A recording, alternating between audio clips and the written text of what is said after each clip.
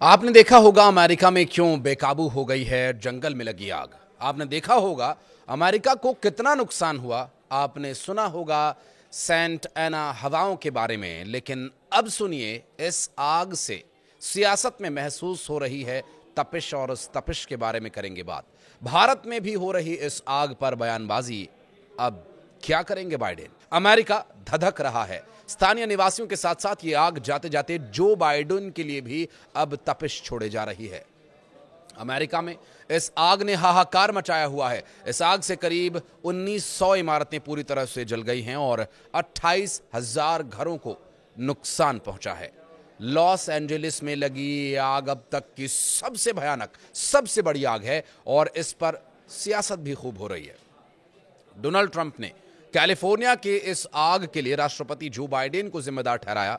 Trump ने social media पर एक पोस्ट में कहा कि फायर हाइड्रेट में पानी नहीं है, फेडरल इमरजेंसी मैनेजमेंट एजेंसी के पास पैसा नहीं है।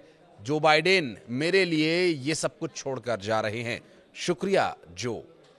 ऐसा नहीं है कि सियासी बयानबाजियां सिर्फ अमेरिका तक ही सीमित हैं, बल्कि इसकी बयानों की जो तपिश है वो भारत में भी महसूस हो रही है। जम्मू कश्मीर की पूर्व मुख्यमंत्री महबूबा मुफ्ती ने अमेरिका में लगी इस आग को लेकर एक बड़ा बयान दिया।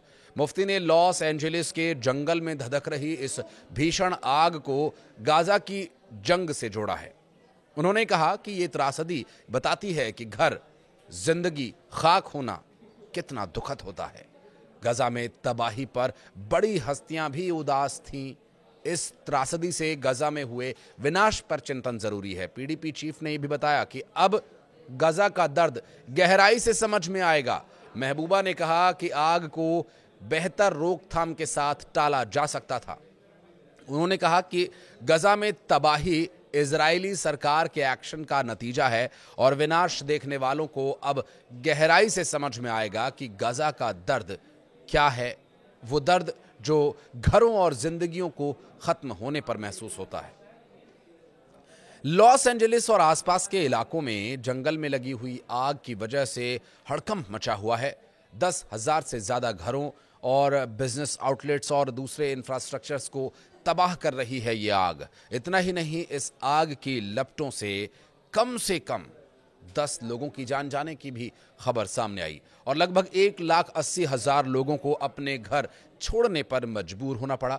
गुरुवार शाम को एक बार फिर से आग भड़क उठी और इसके बाद ये आशंका बढ़ गई कि आने वाले दिनों में संकट और भी अधिक गंभीर हो सकता है। इस आपदा को लुटेरों ने अपने लिए अवसर बना लिया और जमकर लूटपाट भी हुई। लॉस एंजलिस काउंटी के शेरिफ रॉबर्ट लूना ने बताया कि मंगलवार को पहली जो आग लगने की सूचना मिली, आपदा क्षेत्रों में लूटपाट की रिपोर्ट के बीच लगभग 20 लोगों को गिरफ्तार किया गया। कम से कम 5 चर्च, 7 स्कूल्स, 2 लाइब्रेरीज, बुटीक, बार, रेस्टोरेंट्स, बैंक्स और किराने की दुकानों को पूरी तरह से तबाह बर्बाद कर दिया गया। यहां विल वेस्टर्न रेच हाउस और टेपांगा रेंज मोटली में भी तबाही हुई और सरकार ने अभी तक नुकसान की लागत या फिर कितने स्ट्रक्चर्स चले हैं इसकी कोई ऑफिशियल जानकारी साझा नहीं की है। मौसम और उसके प्रभाव पर आंकड़े उपलब्ध कराने वाली निजी एजेंसी एक्यूवेदर ने गुरुवार को नुकसान और आर्थिक क्षति का जो अनुमान बताया वो बढ़ाकर 135-150 अरब डॉलर के आसपास बताया है। दरअसल पासाडेना के पास ईटन में लगी इस आग में 5,000 से ज़्यादा इमारतें जल चुकी हैं, जबकि लॉस एंजलिस और पैसिफिक पैलेडेट्स में लगी आग में 5,300 से ज़्यादा इमारतें तबाह हो चुकी हैं। लॉस एंजलिस काउंटी शेरिफ ने कहा कि जले हुए इलाकों की तलाशी के दौरान मरने वालों की संख्या बढ़ने की संभावना है, लेकिन आग वाले इन इलाकों के अंदर की स्थितियों की वजह से काम में बाधा आ रही है। लॉस एंजलिस के मेयर कैरेन बास ने कहा कि गुरुवार शाम को आने वाली तेज हवाओं की वजह से आग और भड़क गई और उस पर काबू पाना और भी मुश्किल हो गया। अधिकारी आग पर काबू पाने के लिए संपर्क कर रहे हैं, लेकिन मृतकों की संख्या बढ़ती ही जा रही है। 10 लोगों की मौत की पुष्टि हुई है। जले हुए घरों के अवशेषों से पीड़ितों को निकालने के लिए टीम्स भरपूर प्रयास कर रही हैं और इस आग ने पॉश एरिया में बने घरों को बर्बाद कर दिया है। कई ऐतिहासिक इमारतों को खत्म कर दिया है। इसमें टोपांगा रेंच मोटल और Will Rogers Western Ranch House शामिल हैं।